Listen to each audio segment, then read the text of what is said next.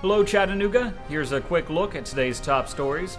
First of all, it could be another 4 days before the 241 residents of Patten Towers are allowed to return home. The 11-story building was evacuated after an electrical fire Tuesday night. Close to 200 residents are currently in an emergency shelter, and others are staying with family. When firefighters first arrived on scene at Patten Towers, there was no way to tell if they were heading for an actual emergency. The building's residents placed 384 emergency calls last year, and more than 100 so far this year, and 60 of the calls this year have been accidental alarms. Each response cost taxpayers an extra $530. That's an extra $622,000 for nearly 1,200 calls since 2010.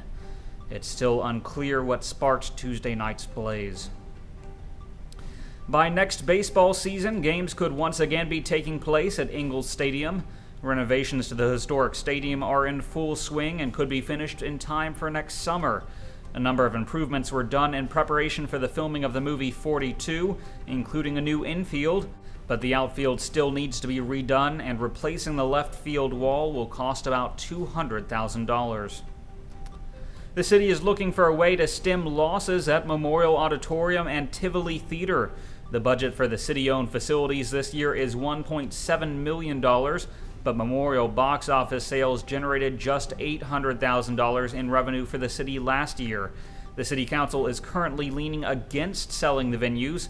Instead, some say handing the facilities over to a private manager might be a better way to generate revenue.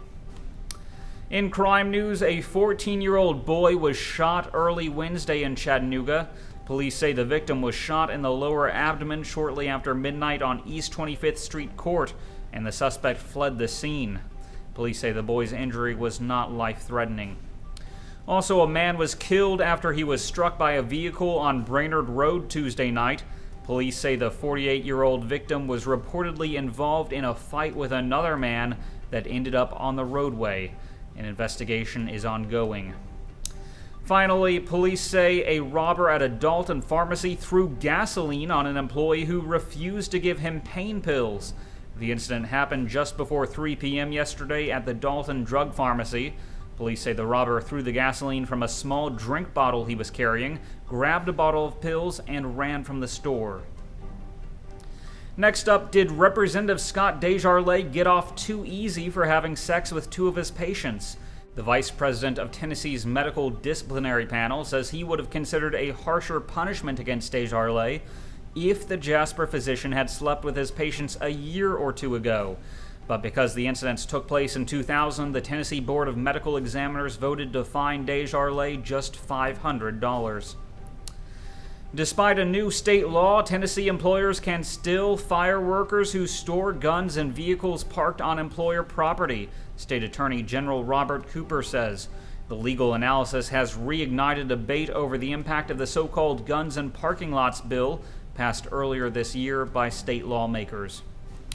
And a Bradley County commissioner has proposed an 8-cent property tax increase to pay for a $14 million overhaul of Lake Forest Middle School. The makeover would replace more than half of Lake Forest's 17 academic pods with a central building containing more than 50 classrooms.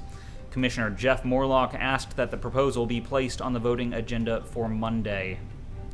Turning to weather, today will be mostly sunny with a high near 88 degrees. The low tonight will be around 66. I'm Harrison Keeley. For more on these stories and updates throughout the day, follow us on Facebook and visit timesfreepress.com.